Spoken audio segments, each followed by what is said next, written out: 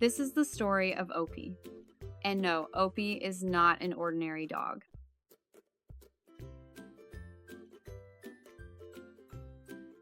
In fact, if you were to ask Opie who he is, he might tilt his head, blink slowly, and quietly decide that he is a cat, a very large one.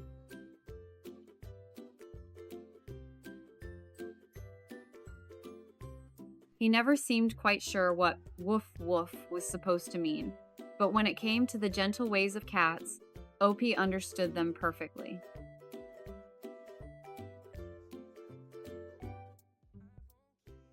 Before Opie came along, the house belonged to the cats. They had lived there for years, claiming every corner, every soft chair, every sunny windowsill. They moved through the home with the confidence of longtime residents who knew exactly where they belonged.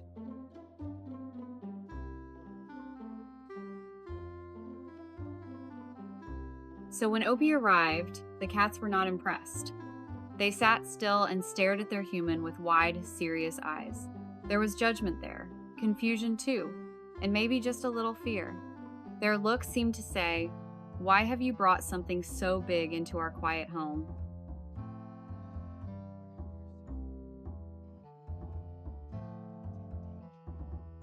Opie noticed, and instead of barking or charging forward like many dogs might, he stopped. He stood quietly. He lowered his head. His body language was calm and respectful, as if he understood the rules without anyone having to explain them. This is their house, he seemed to think. I will wait.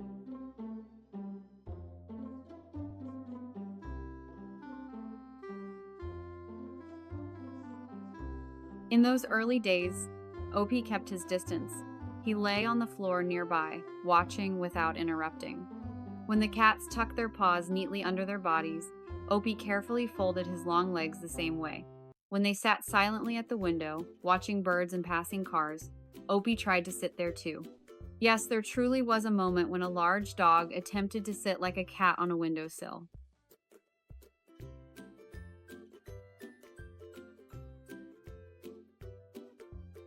Days turned into weeks, and slowly something changed.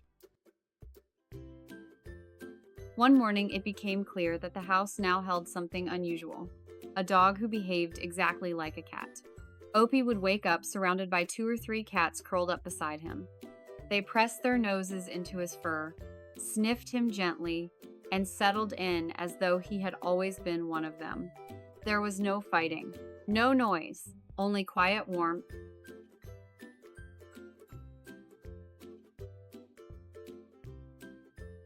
What touched everyone most was how Opie rested. He did not stretch out across the floor the way most dogs do. Instead, he tucked his paws beneath himself, sitting neatly and politely like a beige kitten who had grown far larger than expected.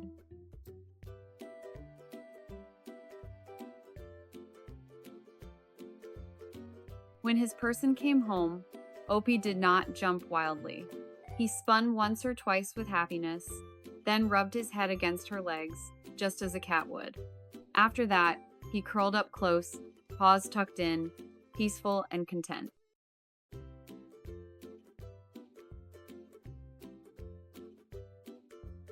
One evening brought a moment no one would forget. A cat lay down beside Opie and rested its head near his neck. Opie leaned in and began to gently groom the cat's head, slow, careful movements filled with patience and care. The room grew quiet.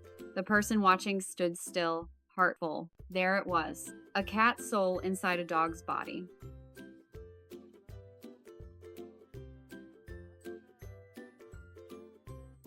Opie's gentleness extended to everyone.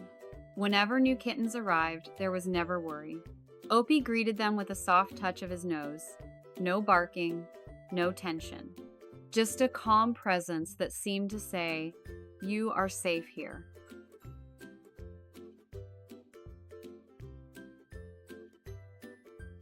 He also formed a special bond with the family's grandmother. She had once been afraid of large dogs, especially strong breeds, but Opie changed that. She hugged him. She laughed when he rested his heavy head on her shoulder. Through Opie, she learned that kindness has the power to replace fear.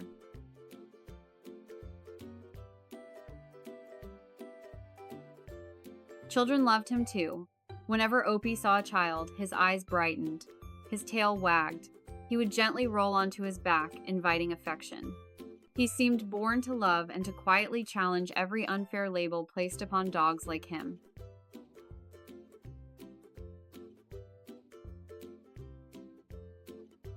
Sometimes, someone would walk into the room and find Opie playing with a soft cat toy, holding it carefully with his paw and rolling happily onto his back. In those moments, Opie was completely certain of who he was. He was a cat, and he was happy.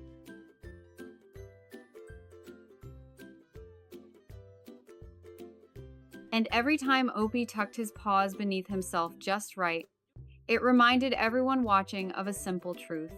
Kindness does not need to be loud, and love does not need to fit expectations. Yes, Opie still believes he is a cat, and perhaps that belief is exactly what makes him so special.